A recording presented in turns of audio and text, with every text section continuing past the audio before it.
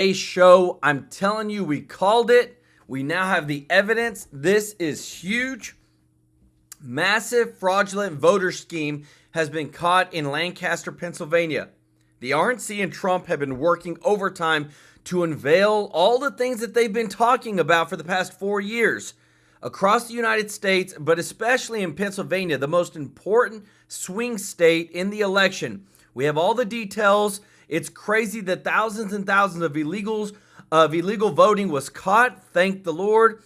They caught it. They're keeping it out. And it's super important that they continue to unveil these things across the nation. But it's hard because you have a federal judge who is forcing the state of Virginia to put 1,600 non-citizens. They know they're non-citizens. They know they can't vote. Yet they're forcing the state of Virginia to put those people back on the voter rolls that have been removed. You can't tell me that these things are not getting exposed, but they are being uncovered. Everyone has always known about this, but we never really had the hard evidence till now. The voter fraud is happening across the entire country, and we're catching it like never before. New data is also coming out that the Biden-Harris administration has sent 5 times more illegal migrants to Republican voting states. You've been hearing they have flown over 1,200,000 people into the United States over the past 4 years on private planes, where they've flown them into 5 times more red states than blue states. And it was done on purpose. It's all by design. We have so much to go through today. Just want to say thank you to everybody that is watching. If you're not subscribed, please hit that subscribe button. And if you don't mind, click the thumbs up like button. We are here to serve you. Thank you to all of our members. If you want to join, the link is in the description to join. And also, thank you to everybody that gives a super chat donation. We're here to bring you the top breaking news as it's happening. I promise you, you're not going to see this on mainstream media, but I'm telling you, this is happening just moments ago. Check this out. This is huge because this is what can turn an election. Good morning, everyone. District Attorney Heather Adams. On Tuesday afternoon, I was contacted by Krista Miller, who is our Chief Clerk of Elections, regarding potentially fraudulent voter registration applications that had recently been received by her office. At that time, she informed me that the Elections Office received approximately 2,500 applications at or near the deadline for registering to vote. You hear that? The deadline for registering to vote, 2,500. While preparing to process these applications, staff noticed that numerous applications appeared to have the same handwriting, were filled out on the same day with unknown signatures, and some were previously registered voters, excuse me, and the signatures on file did not match the signatures on the application. So before I begin to summarize our preliminary findings, I must remind everyone that this is an ongoing investigation, and for that reason, I will be limited in the details that I can provide. Lancaster County detectives began investigating the voter registration applications and immediately found applications that were indeed fraudulent. Boom. Indicators of fraud included inaccuracies with the addresses listed on the applications, false personal identification information, as well as false names. A number of the applications also contained names that did not match the provided Social Security information. But I just want to remind everybody, remember what all the Democrats said. Remember that all these people that always said that voter fraud doesn't exist. It doesn't exist in massive numbers. Guys, you have thousands here. And not only this, we've got it in Virginia. Thousands of non-citizens on voters. It is happening right before our eyes. In some cases, applications contained correct personal identification information, such as the correct address, correct phone number, date of birth, driver's license number, and Social Security number. But the individuals listed on the applications informed detectives that they did not request the form, they did not complete the form, and verified that the signature on the form was not theirs. I'm sorry I'm interrupting so much, but this is so important that I want us to really get this and to share this because this is so true. You just heard it. The They had their social security numbers, their addresses, they had their phone numbers, all this, but yet the signature was not theirs. So somewhere somebody stole all their information and has been casting ballots in their name.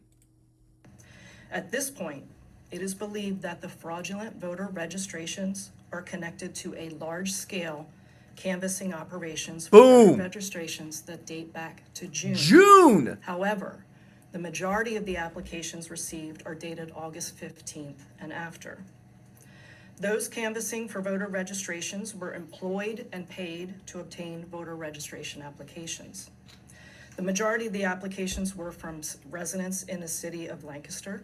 However, applications were also received from residents in Columbia, Elizabethtown, Mountjoy, Akron, Ephrata, Stevens, Strasburg, as well as other locations across Lancaster County. Wow. The canvasses themselves took place at various shopping centers, parking lots of grocery stores and businesses, sidewalks, and parks. During this preliminary investigations, detectives were able to verify some of the applications were indeed legitimate. In these instances, the applicant verified that they did provide information to a canvasser. For these applications, we will immediately advise voter registration and that we confirm that they are legitimate requests, and voter registration will process that application. Thus far, of the investigations that we have completed, we have determined that 60% have been fraudulent. That is of the investigations that we've completed. Wow. We do have more. 60% out of thousands and thousands of voting ballots are fraudulent. This right here should be key. Voter ID, national holiday for voting. No more canvassing. No more people going and being able to get people's ballots and turn it in. This is 100% election interference. To do today, and my understanding is that voter registration is still going through the box of 2,500, but should be completed sometime here today. As I said, the investigation is ongoing. We are aware of at least 2 other counties that received similar applications that are currently being investigated. At this point, we have confirmed violation of our crimes code as well as our elections code. We have all available detectives working on this. We are all hands on deck so that we can properly assess the validity of these applications in a timely manner. If needed, we will request additional assistance from our local police departments. I'm telling you, and guess what? They're all for the Democrat side. Why? Because of this right here. Donald Trump in the betting markets is now over 31% to beat Kamala Harris. They said that they've been working on canvassing and getting these ballots since June. Months. They have been trying to get as many votes as possible. Fraudulent voter fraud are all hard evidence, and she even said there was 2 other counties that the exact same thing was happening. This is where we don't believe in 2020 in Pennsylvania at 2 o'clock in the morning that Biden all of a sudden got 300,000 votes out of nowhere to beat Trump. 100% fraudulent. He said, what's Mr. Tracy J. Norby with the super chat? Thank you so much. He said, what's up with Kamala being the VP sealing this morning? An oppressor comes out and calls Trump Hitler and a threat to the USA and said that he used the military on our citizens if he was POTUS, but it's the Biden people who are doing this. Really. Literally, what have we been saying? The Democrats are doing to the Republicans, or what they're saying what the Republicans are going to do, they're the ones that are actually doing it. And on top of that, what's even worse is this. A federal judge is forcing, guys, I'm telling you, forcing the state of Virginia to put 1,600 non-citizens, we know they're non-citizens, back on voter rolls. Tell me that that is right. It is so wrong. And more on the breaking news now. A federal judge just ordered Virginia to reinstate the more than 1,600 voters taken off the state's voter rolls after being identified as non-citizens. The Justice Department filed a lawsuit after their removal, which alleged that Virginia violated federal law by systematically removing those non-citizens from voter rolls too close to Election Day. Virginia Governor Glenn Youngkin says the state will immediately petition the court for an emergency injunction. Yeah, Harris, common sense is clearly not at play here, and that's our issue. And so the common sense answer is, of course, that if people have been taken off the voter roll and they're not able to affirm that they are a U.S. citizen, they shouldn't be voting. And they can, of course, affirm they are a U.S. citizen and get back on the voter roll. That is common sense. That's a process that's been working in Virginia for 18 years. And to have a federal judge order that we reinstate over 1,500 individuals back on the voter rolls doesn't comply with common sense, the Constitution, or Virginia law. Every American needs to be focused right now on Virginia and what's happening with those non-citizens. Governor... And Harris, last comment, get out and vote, folks. You know, this is an incredibly important election, and we are asking all common sense minded Virginians and Americans, get out and vote. And that got, like, I'm serious. If it's no more apparent of what they're trying to do, of what's happening, all the lies that are going in place, people are fed up with it. They keep trying to call Trump Hitler. Check out this. This is a undecided voter focus group in Pennsylvania. Listen to what this guy has to say, because people aren't buying it anymore.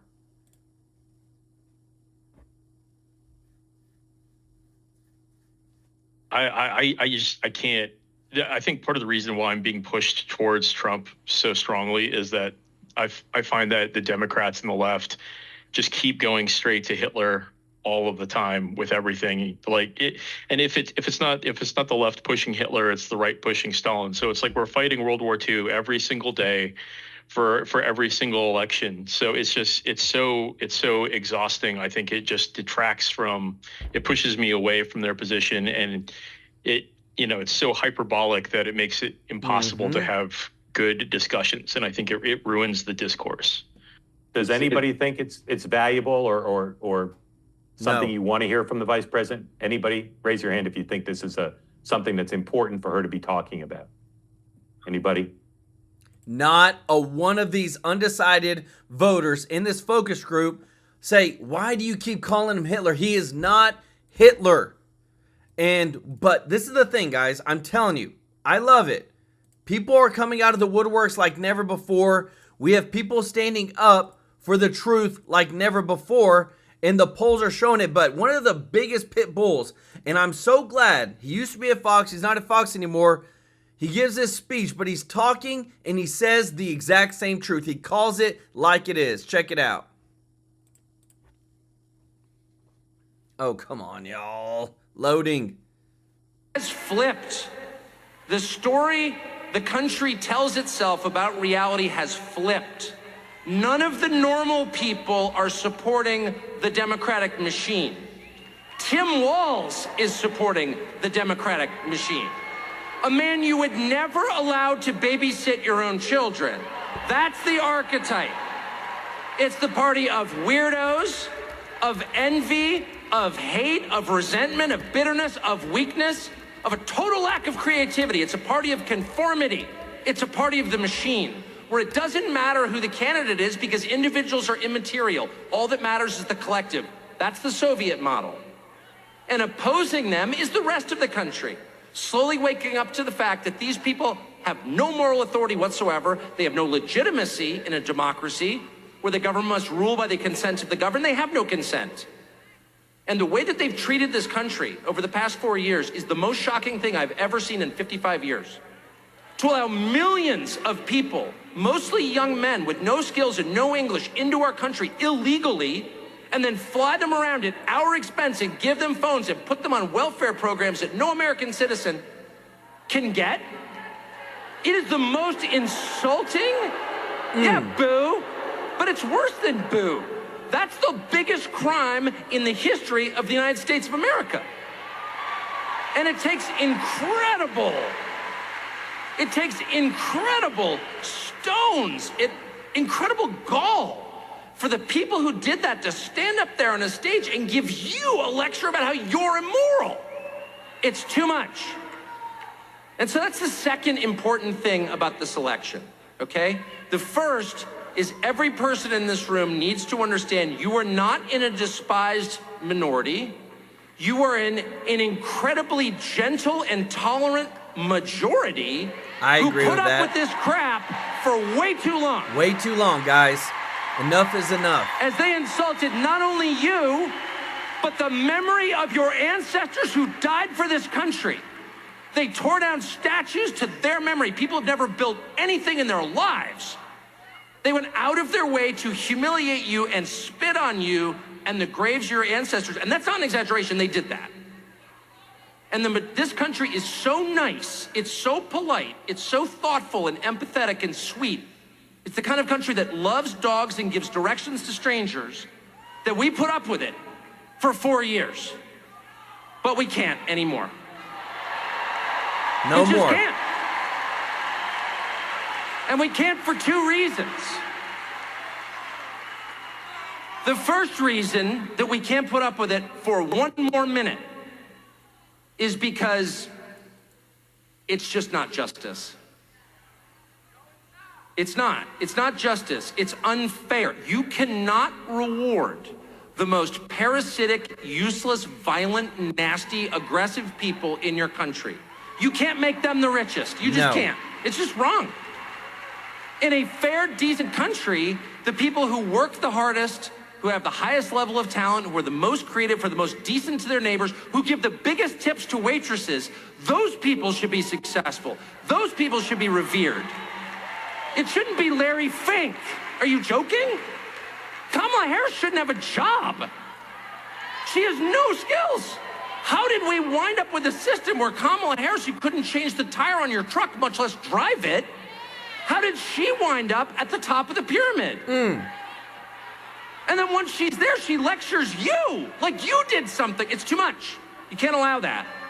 It's an offense against the truth, against reality, and against justice itself. And the second reason you can't allow it is very familiar to anyone who has children, which is if you allow it, you will encourage more of it. If you allow people to get away with things that are completely over the top and outrageous, if you allow your 2-year-old to smear the contents of his diapers on the wall of your living room, and you do nothing about it, if you allow your 14-year-old to light a joint at the breakfast table, if you allow your hormone-addled 15-year-old daughter to like slam the door of her bedroom and give you the finger, you're gonna get more of it. Yeah. And those kids are gonna wind up in rehab. It's not good for you, and it's not good for them. No. There has to be a point at which dad comes home. You're dang straight. Yeah, that's right. I love it. Dad comes home. I love it, guys. And this is why I'm telling you, some of these people on some of these networks are coming around. Now CNN is reporting that Donald Trump could not only have a landslide with the electoral vote, but that he could win the popular vote, which hasn't been done since 2004. And then the previous time before that was 1988. Check this out.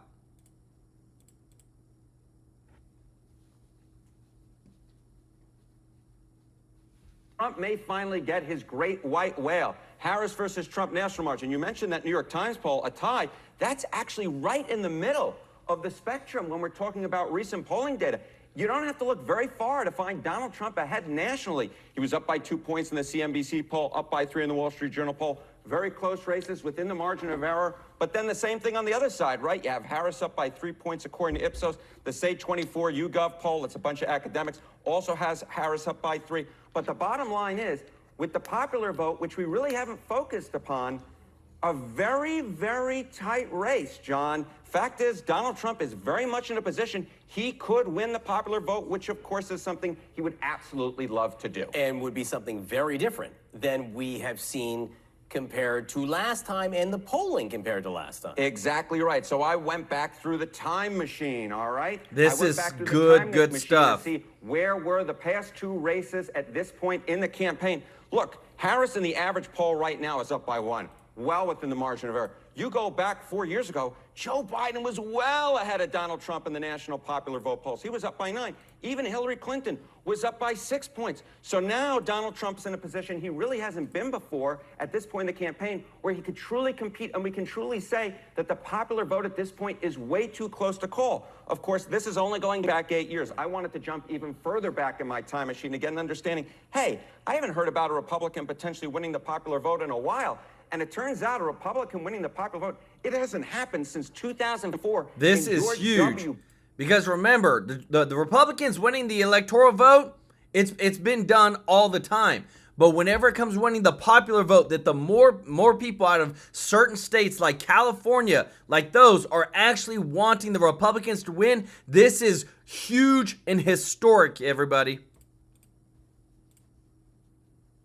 Oh, come on.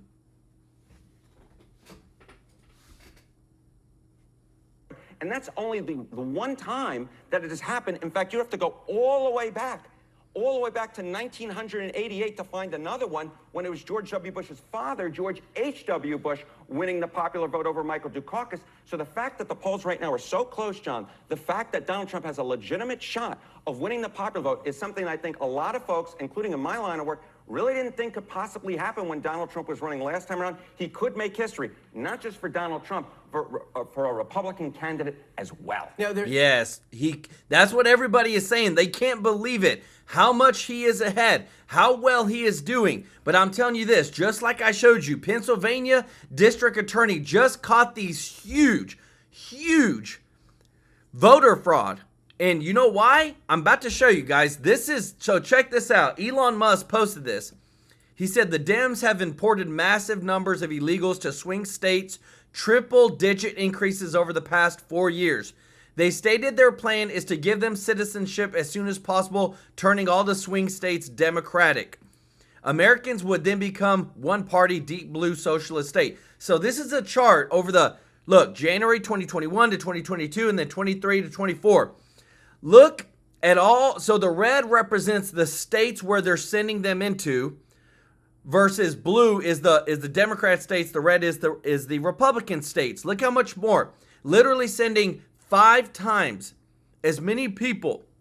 It's like between 4 or 5 times into red states. This is from Cuba, Haiti, Nicaragua, and Venezuela. They're giving them housing assistance, free cell phones, welfare, Medicare, food stamps, all this, because they're trying to turn these states blue. This is happening right before our eyes. This is happening. They're flying them in on private planes right before our eyes, and they're raising the national debt. This is huge, because I want you to listen to this, because this, to me, this doesn't get talked about enough, but this is the 100% truth. Of how business works. And on the debt, which I was going to get to next. Yeah, yes, you are correct. Republicans and Democrats from Reagan on have added to the national debt. But every time I debate a liberal, I never can get an answer on this. You know, what is national debt a good or a bad thing? Because, Cenk, it seems like liberals make the argument that debt's only bad when Donald Trump and Republicans do it, but Kamala Harris, who's running on a massive government expansion, that the debt is good. I agree with you. Debt is a bad thing when accumulated by government enterprises. I 100% agree with you. I don't care who does it, period. You don't need to make the argument Trump and Bush did it. You win. You win. It's over. I'm simply telling you, can you acknowledge as a liberal then that you're suggesting government debt is not healthy and a net positive for the economy, so why are we doing it? The argument, you can't have it both ways.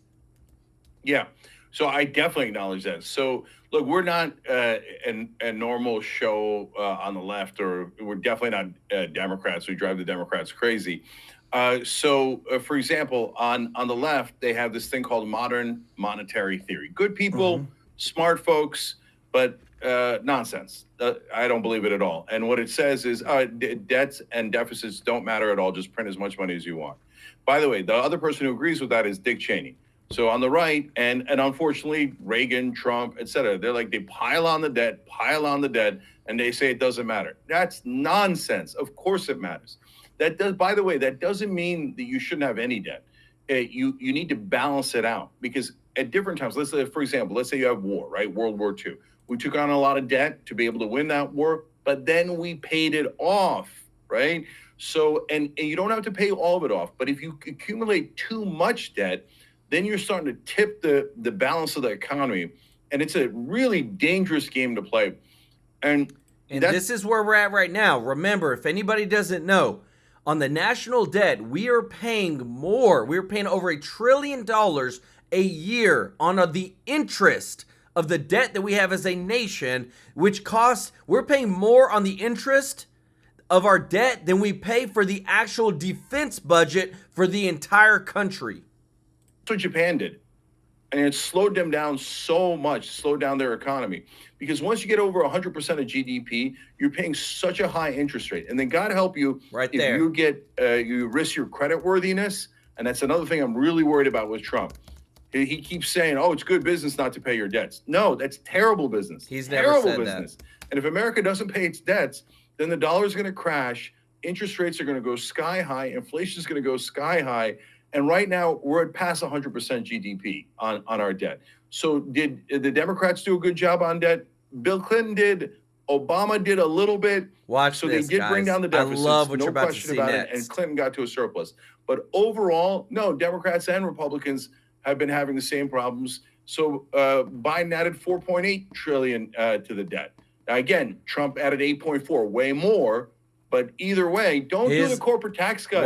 Watch Be Bongino, responsible. guys. Audit the Fed, audit the Defense Department. So they don't ever do any of this. They just waste all of our money, hand it over to all their donors. Right now, the oil companies get $30 billion in subsidies. Why? They're the most profitable companies in the world. Are we doing capitalism or are we not doing capitalism? This ain't capitalism. This is what I call corporatism, where corporate interests capture the government and capture mainstream media. And then they put out nothing but a pro-corporate agenda. Oh, yeah, lower our taxes. Let us take all the money. We'll pile the debt onto you. Don't worry about it. No, that debt's going to explode on us. And I hate it, whether a Democrat or Republican does it.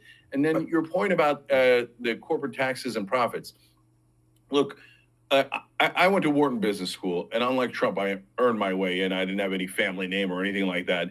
And what you do is you manage risk, right? So if you're going to make some profit, but it's relatively risky, well, then you might not do that venture, right? So it's a matter of seeing risk and reward. So I understand that taxes could affect that equation, but then it's around the edges. As Warren Buffett said, no investor is going to see a good investment opportunity and go, oh, because I have to pay taxes, I'm not going to make that money. No, you make the money and you worry about the taxes later. So I'm pretty sure Warren Buffett knows better than you and I. All right. Well, I think we just fundamentally disagree. I'm glad you acknowledge the point that the hurdle rate does matter, but I think we just fundamentally disagree where the money should be. And you and I could argue this way. We'll move to a different topic. I just don't think the government has any incentive to spend your money better than you will based on Milton Friedman's cost versus quality. It's not their money, and they're not even spending it on themselves. There's just no incentive. I think that's an ideological conflict of visions. I don't want to get stuck on it, but I do want to address one quick thing. Cenk, there are going to be a lot of liberals. We got 143,000. We're only 20 minutes in watching live. I appreciate all your feedback in the chat. I just want to say categorically, there was never a Clinton surplus. I actually applaud Bill Clinton and Newt Gingrich for doing an amazing job. Your point isn't wrong that they did, but there was never a surplus. It is easy to prove. Just go to the United States Treasury and look at the national debt every year Bill Clinton was in office. It went up. If he was running a surplus, it would have went down. That is, it's a talking point, but it's not true. He did a great job. I'm not taking away from you. Him and Newt Gingrich didn't effectively control government as a percent of GDP. They did. You are correct. But there was never a surplus, and anyone can look that up. He got close, but they just took it out of the Social Security fund. It was an accounting myth. That's what it was. But it doesn't take away from your point, and I don't want to pick nits over that. It's kind of silly, but that just said a lot. And this is the thing I love. I haven't had the opportunity to see Bongino do a debate with somebody, but he was so respectful and very allowed them to give their point out, like doing the debate the right way. And even though he doesn't agree, he allows them to give his point, and then he gives his point, and then they move on. So Trump just came out because, remember, they just announced, guys, this just moments ago, that the federal judge is forcing the state of Virginia to keep non-citizens on the voter rolls, almost 1,600. They know they're non-citizens, but he's telling them to put them back on the voter rolls. Check this out, what Trump has to say. And it just came down in Virginia, illegally allowing non-citizens to vote in our elections. In fact, a poll came out, 87% of the people disagree, so that's pretty good amount, isn't it, Ted, huh? The outrageous decision goes against the very bedrock of our democracy, and thankfully, Virginia Governor Glenn Youngkin, who's doing a terrific job, is working hard to fix this problem. They found thousands of illegal votes, and the judge said, you didn't do it in a timely fashion. They did it a long time ago. As legal scholar Andy McCarthy just said, and very correctly, how can non-citizens be allowed on the voter rolls if their voting is a federal crime?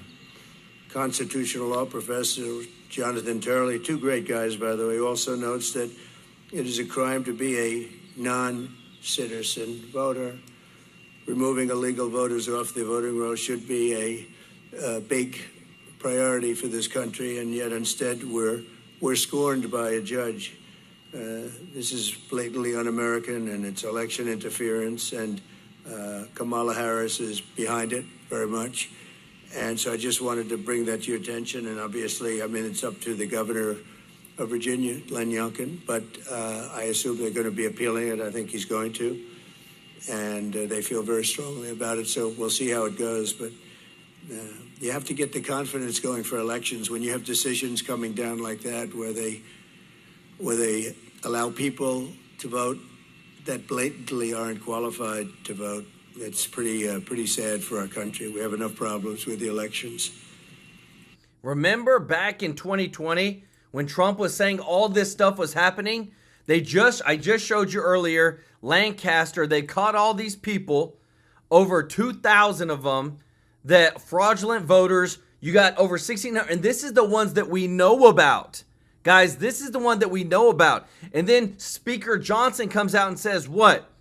Oh, that they found evidence that overseas donors are the reason why Kamala Harris has $1 billion in her war chest, and they've been illegally doing it through Act Blue, and that's why she has so much money to spend, because they don't want overseas leaders don't want Trump as president. And so I love what you're about to see here. Kamala Harris went on CNN, did an interview, and this reporter is telling Trump what happened, and look at Trump's face. He can't believe it. Check this out. She said during that town hall she believes they've handled the border correctly. CNN pressed her on it. Would you have done anything different? Do you regret anything? And she said, quote, I think we did the right thing. Wait a minute, that she's handling correctly? Correct.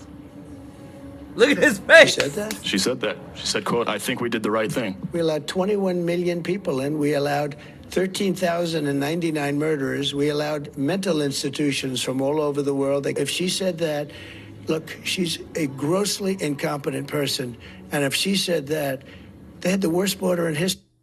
Worst border in history. Like, did you see his face? I've never seen Trump make that face. But this is why, remember, I showed you in the betting markets right now, Trump is winning 31% against Kamala Harris. In Arizona, check this out, down here. Arizona is 71% to Trump, 29% to Kamala Harris. In the betting markets, what do we always say? Follow the money. Well, check this out.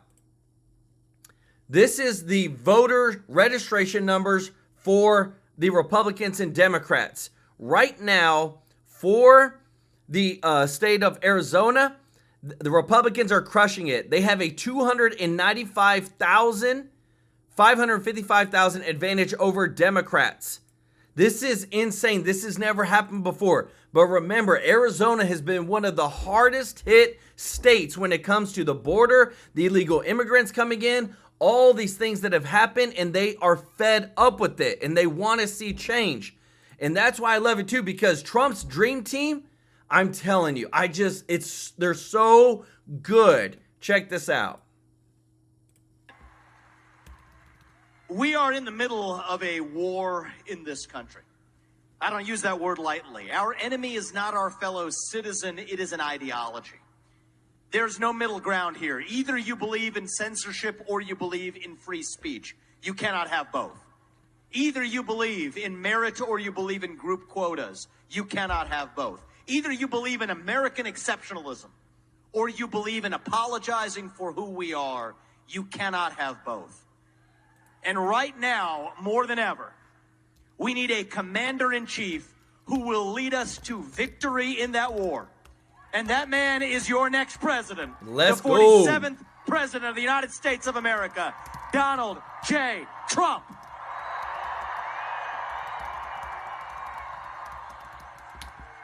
If you want to seal the border, vote Trump. If you want to restore law and order in this country, vote Trump. If you want to grow the economy in this country, vote Trump. If you want to stay out of World War III, vote Trump. If you want to revive national pride in this country, vote Trump. If you want to make America great again, vote Trump. This is the choice we face. You know, Tim Walz, Kamala Harris walking around. I'll tell you, I hope when we deliver that victory on November 6th, the Democratic Party learns once and for all that identity politics doesn't work. You get rotten leaders at every time when you use race and gender to select somebody for their job. And I'm actually talking about Tim Walz this time, by the way. It doesn't work in any direction at all. You know, you got kids coming in, they'll say, oh, he went in as a boy, now he identifies as a girl. It's like what happened at the top of the Democratic ticket. This thing was a coup all the way down. The Democratic Party has now become the party of censorship, has now become the party of war, has now become the party that is hostile to the working class in this nation. But it doesn't have to stay that way. And President Trump often says this, and he's right, that we are a nation in decline. That's what we've become. But it doesn't have to stay that way. We don't have to be at the end of the ancient Roman Empire. We don't have to be this nation in decline. We still can be a nation in our ascent. A nation whose best days are actually still ahead of us. Still a country where we will look our kids in the eye and mean it when we tell them that you get ahead in the United States of America with your own hard work, your own commitment, your own dedication, and that you know what? You are free to speak your mind at every step of the way. That is the American dream. That is what we are running to. That is how we will make America great again. Our founding fathers, make them proud. 2024 is our 1776. That's going to require a sacrifice of all of you. I'll be honest with you, I don't love early voting. I never have. I believe we need single-day voting on Election Day as a national holiday with paper ballots and government-issued ID to match the voter file. That's what I believe. That's what Donald Trump believes. But let me tell you something. You got to play by the rules we have in order to change the rules to what they should be. So I'm asking you, as Republicans, yes, we may not like early voting, get out there and do it anyway, because we have an election to win and a country to save. Our founding fathers, they made a sacrifice. There were 56 men who signed the Declaration of Independence. What happened to them? Might ask yourself exactly. 12 of them had their homes ransacked and burned to the ground by the British. 5 of them were captured by the British and tortured until their deaths. 9 of them died in the American Revolution. 3 more of them had their own kids die in the American Revolution. They didn't do it for them. They did it for us, so we could be here 250 years later, enjoying the blessings of liberty in the greatest nation known to the history of mankind. This guy can And we're not about to squander it for him. 2024 is our 1776, and I mean it when I say this. I think Donald Trump is the George Washington of our moment. They shot at George Washington when he crossed the Delaware. They missed when they tried for Donald Trump, too. This time around, we're not messing this up for our country. And I'm asking you, you guys do your part, Donald Trump's going to do his, and we will make sure that our best days are still ahead of us, that we restore that American dream, that we restore that belief in the impossible, that we are the unafraid, the explorers, the pioneers who nobody was going to stop. That is what won us the American Revolution. That is what reunited us after the Civil War. That is what won us 2 world wars and the Cold War. That is what still gives hope to the free world. And if we can revive that dream over group identity and victimhood and grievance, then nobody in the world, not a nation, not a corporation, not a virus, not China, and certainly not Kamala Harris or Tim Walz is going to defeat us. That is what American exceptionalism is all about. And that is what we will revive to save this great nation. Thank you all. God bless you. Man, that guy's awesome. Hey, I really want to say real quick, thank you to all of those that served, men and women. I just seen Charles Long. Thank you for your service. Mr. Tracy J. Norby, I didn't know you served, but thank you so much to everybody that served, because you deserve better. When I see all these illegals, non-citizens getting benefits that should be rightfully yours, that's what makes me upset. And that's what makes me want to continue fighting, spreading the truth, and do something. Because now, it's getting to the point where even liberals, Democrats, are now coming out and saying, look, the Democratic Party is not the party of democracy anymore. Crap has changed. Check it out. I would like to introduce the concept of the panel tonight. It's going to be a short dissertation, but I want you to think about this, because I watched like you did yesterday, and something hit me pretty hard. Only 90 days ago, Pelosi went to Biden and said, you need to step aside, and convinced him to do so. He made the decision, and he did actually ask her, and we've now learned this, is she the right person to drive this home? He questioned that. He could have said, we need to run a process in order for me to make this move. But they decided not to. I don't know who they is. Was it Obama? Was it Pelosi? I don't care who it was. In stock picking, just listen to this analogy. And you may agree, you may not. 88% of managers, because this is the world I live in, cannot beat the S&P year in, year out. So you give them $1,000, the S&P beats them. They can't pick stocks. This is the second time the Democratic Party has circumvented democracy and chose. That's not true. Yes, it is.